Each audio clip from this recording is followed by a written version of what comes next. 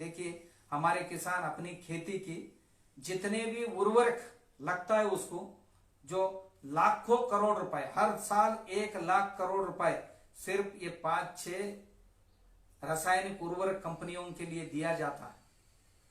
यही पैसा आप सोच रहे कि सरकार किसानों के अकाउंट में जमा किया जाए, ये किसी 2-4 कंपनियों को नहीं दिया जाए, तो व्यक्ति उसको ऑर्गेनिक भी खरीद सकता है या ऑर्गेनिक निर्माण भी कर सकता है उतना पैसे में।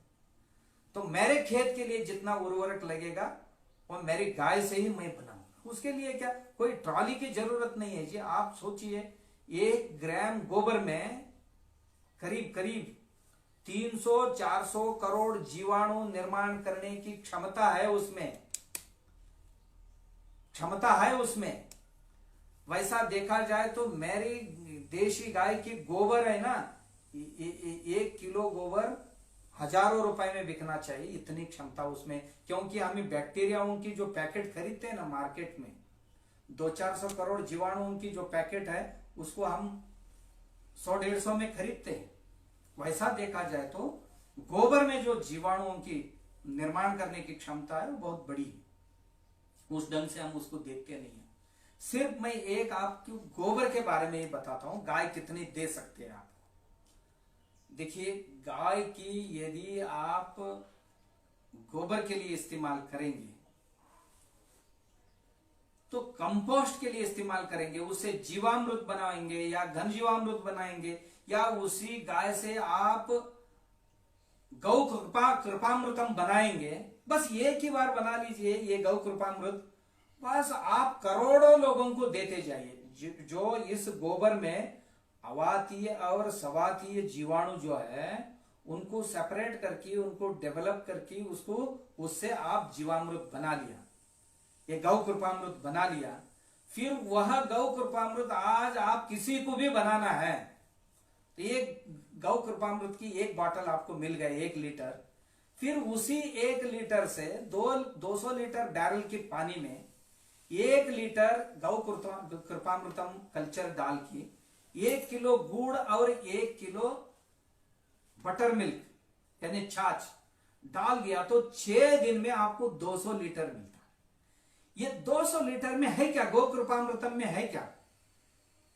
इसमें देखिए 30-40 प्रकार की अलग अलग बैक्टीरिया है, अलग अलग काम करने वाले बैक्टीरिया इसमें दिखाई दिए।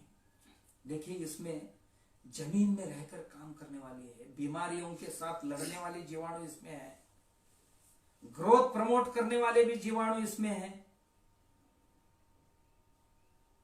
अन्न द्रव्य की ताकत बढ़ाने वाली जीवाणु इसमें काम कर रहे हैं, फंगीसाइड की काम करने वाली भी है, पेस्टिसाइड की काम करने वाले भी है, एनपीके का काम करने वाली जीवाणु इसमें है। पैसा कुछ भी नहीं जी, ये मुफ्त में है। जो भी 1 लीटर लेके जाएगा वो दूसरों को, 200 लोगों को, 400 लोगों को, हजारों लोगों को दे सकता है। आप किसी भी फसल पर इसका स्प्रे करके देखिए, यदि ज्यादा है तो आप जमीन पे भी छोड़ दीजिए, या यदि आपको देखना है इतना 1 लीटर एक ही जगह पे आप डाल दीजिए, जहां थोड़ा सा गीला है जमीन वहां पर इसको डाल दीजिए। आपको 15 दिन में इतनी केंचुआ आपको दिखने लगेंगे वहां। तो केंचुआ निर्माण करना इतना आसान काम नहीं है, वहां पर आपको बहुत सारे केंचुआ दिखने लगेंगे। केंचुआ और दीमक और जीवाणु ये किसान की सही मित्र है, ये आपको मिलेंगे गौ कृपामृत से या जीवामृत से मिलते हैं। गौ कृपामृत बहुत बड़ी चीज है आजकल। कितने भी लोगों को देखिए दिया से दिया जलाने से बढ़ती जाती है, उसमें घटाई नहीं आती। वैसे गौ कृपामृत जितने आप बांटते जाओगे उतना ये बढ़ता जाएगा। और इतना ही नहीं, कृषि क्षेत्र में बहुत बड़ी क्रांति आ जाए।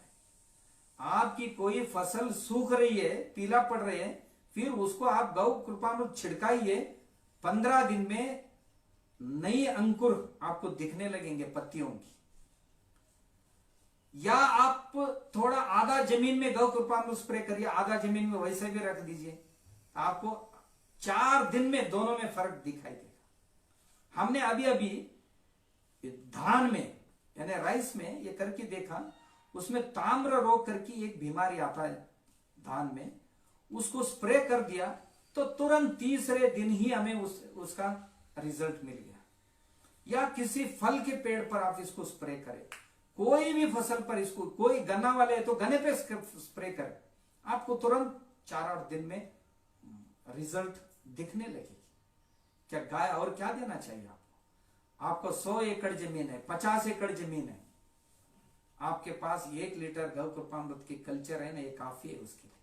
हाँ, जमीन के लिए जहां पर आप मैकेनिकल सपोर्ट लगता है फसल को, उनकी जड़ों को पकड़ के रखने के लिए, उसमें भी कुछ अंश जमीन से लेते, वहां पर खाद की जरूरत है। इसी गाय का घनजीवामृत बना के डाल सकते हैं, कंपोस्ट खत बना के डाल सकते हैं, और इसी गोबर का आप वर्मी कल्चर बना के उसको डाल सकते हैं। वर्मी कल्चर का पानी भी उसमें छोड़ सकते हैं या स्प्रे कर सकते हैं। गाय के गोबर में क्या नहीं है, देखिए इसी गाय का गोबर को कंडे बना के सुखा के उसको जला के उसका जो राख है, ऐश है, 1 लीटर गौमूत्र में कुछ 50 ग्राम मिला दीजिए।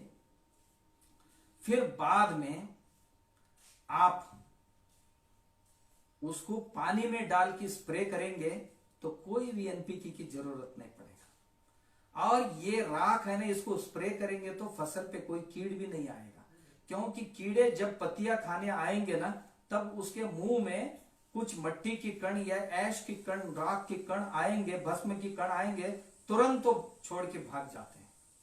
तो आदमी जैसे ने जो मिले वो सब खा डाले, ऐसे नहीं है उनकी। तो ये हमारी गाय की गोबर एक काम कर सकते। इतना ही नहीं है, देखिए ये गाय की गोबर है, इसका पुताई करके देखिए, आप लिपाई करके देखिए घर में, कितना स्वास्थ्य रहता है।